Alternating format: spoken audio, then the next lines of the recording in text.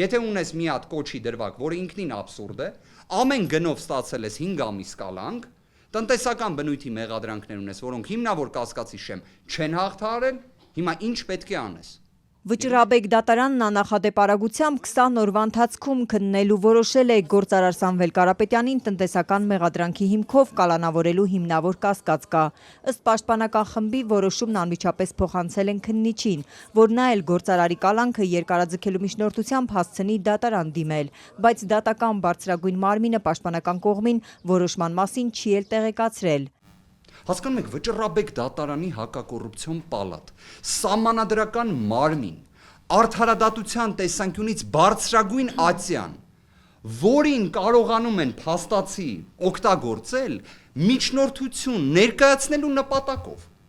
Ըստ փաստաբան Արամ Վարդևանյանի պաշտպանական խումբը Վճռաբեկի որոշման մասին տեղեկացել է պատահմամբ, հայտնաբերել է քննիչի միջնորդության էջերում։ Այդ նյութերը նայելուց մեկ է հասնում ենք վերջին հատորին, մեկ էլ տենանք վայ Վճռաբեկ դատարանի որոշում։ Ես խորը մտավախություն ունեմ եւ տաղաստված, որ այդ մտավախությունը երբևէ չհաստատվի, որ այս որոշումը չի գրվել Վճռաբեկ դատարանում։ Վճռաբեկ դատարանի դատավորները այդ 14 հատորանոց գործի նյութերին, չգիտեմ այն ժամանակ քանի հատոր էր։ 14 էր։ Հատոր գործի նյութերին չեն էլ ծանոթացել։ Փողերի լվացման մեղադրանքի դրվագով թե առաջին, թե վերաքննիչ դատարանները որոշել են, որ Սամվել Կարապետյանի մասնակցության վերաբերյալ հիմնավոր կասկած չկա։ Փաստաբաններից Արշակ Վարդանյանը, որ նախկին դատավոր է, ասում է, դատարան ներկայացված նյութերում չկա որևէ ողջամիտ տվյալ, որ Կարապետյանը կազմակերպչական գործառույթ ունենա։ Ինչ է ստացվում, այսինքն ցանկացած հանցանքի համար մեկ ուրիշ անձի կարելի է դիտարկել որպես կազմակերպիչ, մեղադրանքի որոշման մեջ նշել կազմակերպիչ բառը առանց մեղադրանքի փաստական նկարագրությունը նշելու, զուտ կազմակերպչի մասով եմ ասում, եւ այդ մարդուն պահել տևական ժամանակ արգելանքի տակ, կալանքի տակ, մինչեւ նախաքննության ավարտը կամ չգիտեմ, մեղադրական վերդիկտ կայացնելը կամ արդարացման վերդիկտ կայացնելը։ Քանի որ ես միշտ եղել եմ հայոց եկեղեցու կողքին ու հայ ժողովրդի կողքին,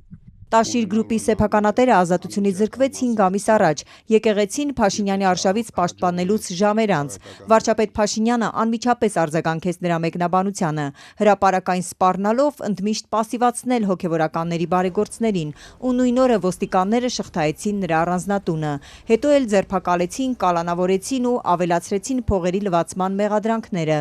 Այն, որ այս գործում քաղաքական հետապնդման բաղադրիչը անհերքելի է, անվիճելի է։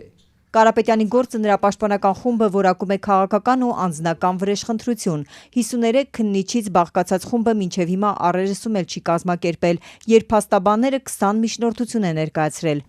Ոչ մի նման գործողություն առերեսում եւ այլ չի կատարվել։ Պաշտպանական խումբը պնդում է, գործարար Կարապետյանին ազատությունից զրկել են քաղաքական պատճառներով, վարչապետ Փաշինյանի ցուցումով։ Պաշտպաններն այսօր հայտարարեցին, թե քննիչները բացահայտ խոստովանում են, չեն հարցաքննում վկաներին, որ հնարավոր է Կարապետյանի օգտին խոսեն։ Դատարանում էլ նրա օգտի նյութերը չեն ներկայացրել։ Երբ որ ես հարց հնչեցրեցի,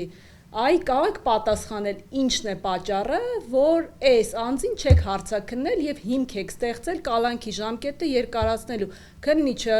բարձրաձավ եւ հայտնեց, քանի որ այդ անձը ձեր օգտին է ցուցմունք տալու։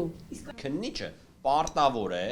հավաքել ինչպես մեղադրական բնույթի ապացույցներ, այնպես էլ այդ անձի անմեղությունը հիմնավորող ապացույցներ։ Եվ այդ իր հավաքած ապացույցների փաթեթը եթե կալանքա ներկայացնում, կալանքի ժամանակ ներկայացնի դատարանին, որ դատարանը կարողանա կողմնորոշվել, այս մարդուն կալանավորումա թե չէ։ Բայց մի մենք ստեղ ունենք իրավիճակ, որ քննիչը իր բերանով ասում է, որ ես այդ մարդկանց չեմ քննում, քանի որ ձեր օգտին էին ցուցմունք տալու։ Որ գործը քաղաքական է ու Կարապետյանի մասին վարչապետի հայտնի գրառումները ցուցումներ են իրավապահներին, քննչականի ղեկավարը համաձայն չէ։ Դա որևիցե կերպ միջամտություն համարել